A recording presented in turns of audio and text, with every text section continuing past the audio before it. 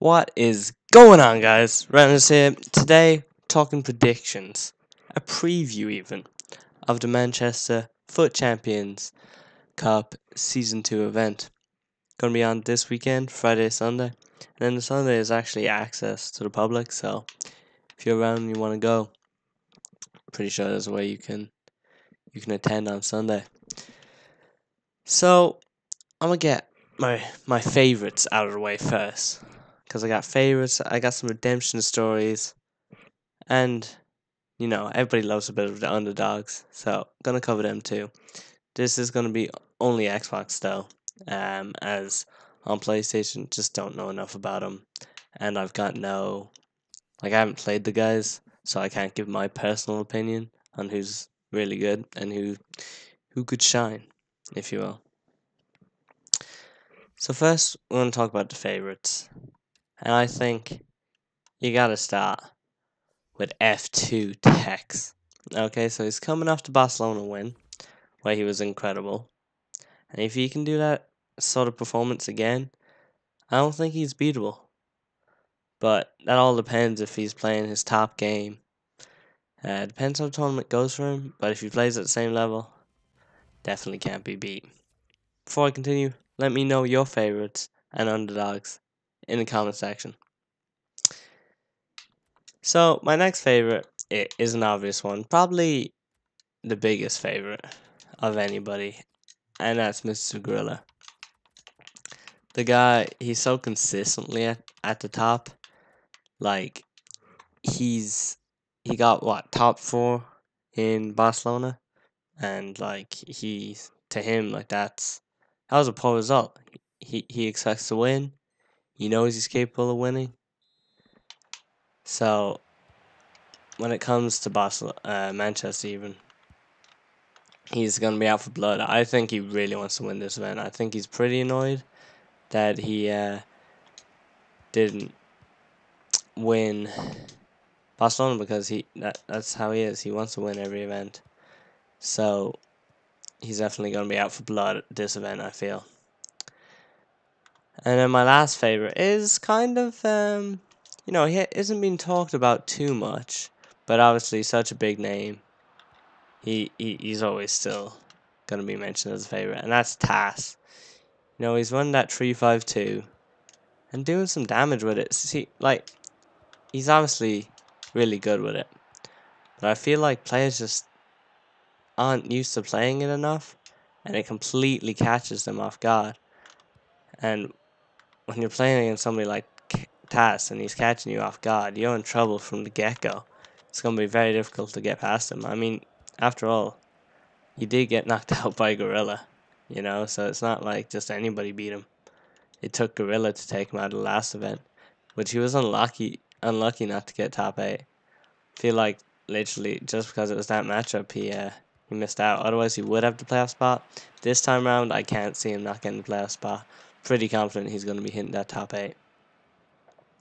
So next up, I'm going to talk about Rising Stars. Now, these are guys, oh wow, I just confused, that, they're known, I suppose, but they haven't won anything yet. And this could be their event to take the trophy home. So first up, we got #Ryan. Incredible player. Did get top 8 in Barcelona, but ultimately fell to the hands of Tex, which, I mean, it kind of says the level that Tex only barely got past him, and he went on to win the whole thing. So I think Ryan could, you could see him winning this event, to be honest. He's obviously not in it just for the top 8 anymore. Now he's out to win it. So I think he could definitely be contended just to win it overall, and not even just get a good placement, but to go the distance. Next, you got another guy, and that's #Ryan. Oh, #Harry. Jeez. He did qualify for ESWC. Unfortunately, it didn't happen for him. Being a little unlucky in Gfinity, so he's not on the best of form. But player of his quality is always gonna do well at a major like this. he's definitely, like, he's learning from his mistakes, and I think that top 8 is definitely within his grasp. So we'll have to see how he can perform at the event, but it'd be nice to see him do well, I think. And then gonna do some underdogs. Now, my few underdog picks, probably a little biased because they're all kind of my friends, but I mean, that's not to say they aren't really good players as well. Neymar? No. So, first, you've got a free agent, but not just any free agent. I think he's the best free agent there is at the moment. Like, how he's not signed is purely because he didn't get top 8, probably, in Barcelona. And it is, of course, Mr. Crafty. Great player. And then he got knocked out to #Ryan. You know, great opponent. In a pretty close game that I got to watch firsthand as Crafty was sitting beside me in Barcelona.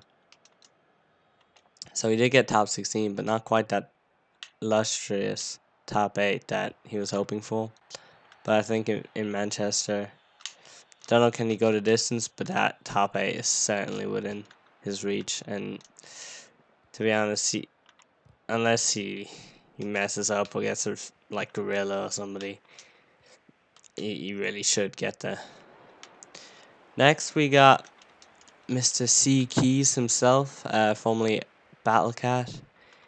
He's been on a bit of form recently.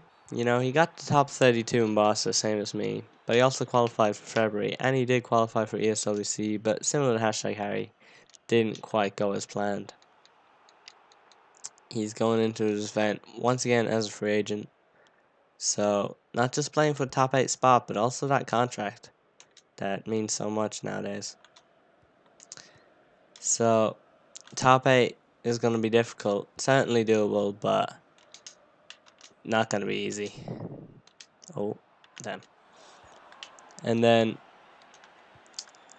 I mean, I'm going to class this as an underdog. It's like a favorite / underdog, if that makes any sense.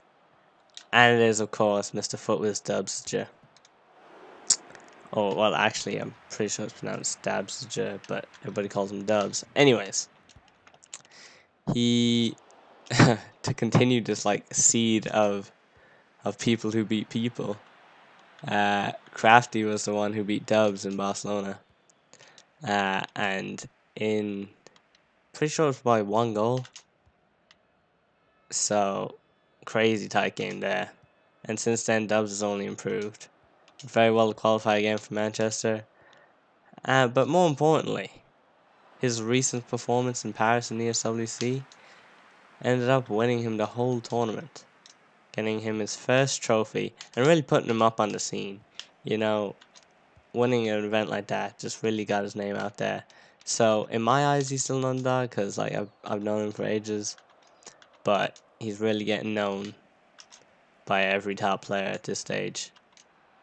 So I don't know, can you still class him as an underdog? But for the sake of the video, I am gonna. So I think he's. Ooh, I've conceded again. You know, but it's not about the games. I think he can win Manchester now. I'm gonna be honest. Coming in on great form, such a good player, and when you're already at that level, and then playing even better, tough to beat. You know, so you know he's got that mentality as well. I'm telling you, at least the top 4 is what I'm predicting for Dubs. Pretty ambitious, but you know I'm confident. I called he'd win the ESWC and did that with ease. So, well, with ease, I won't say that, but I mean he did pretty well. And then gonna have a few honorable mentions of some other people that I think will do well. Maybe not necessarily get top 8, but will surprise some people. So first of all, oh well, I meant to mention #Dreamer as well.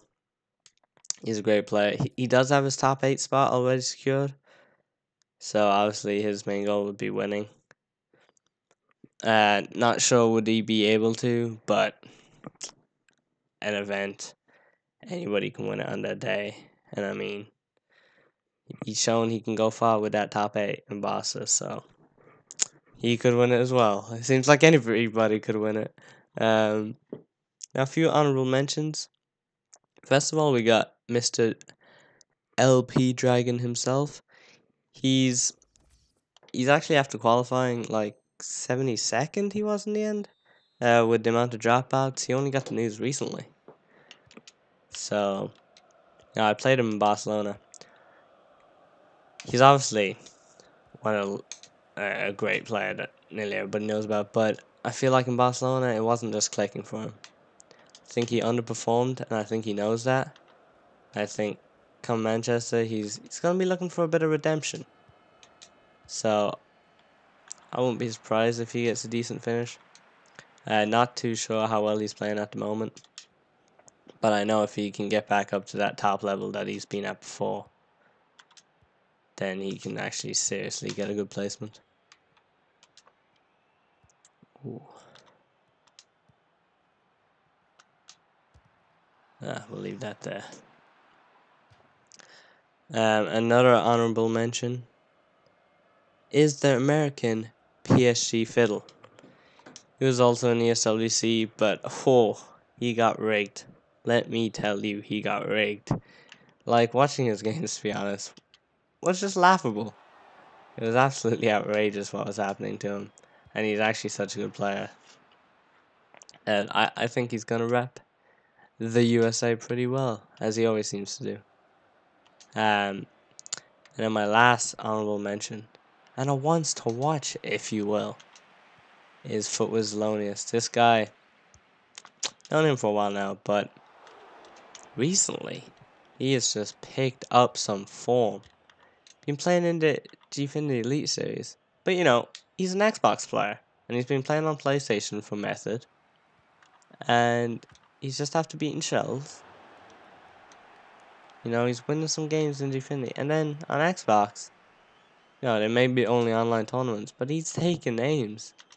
So I think he's definitely gonna surprise people. You know, a lot of people will be like, you know, you're good, but kind of a streamer on the side. You know, you're not a full pro. You're not as competitive as some of these other guys. But let me tell you, Zelonius is no joke. The guy is really doing some work. And for me, top 8, definitely on the cards. Not sure will he get it, but well capable. If he keeps up this form, it should be very doable. So that is the end of the video. Drop a like if you enjoyed, or a dislike if you prefer some other content, and drop a comment on what videos you do want to see. And if you're new around here, don't forget to subscribe, and thanks for watching.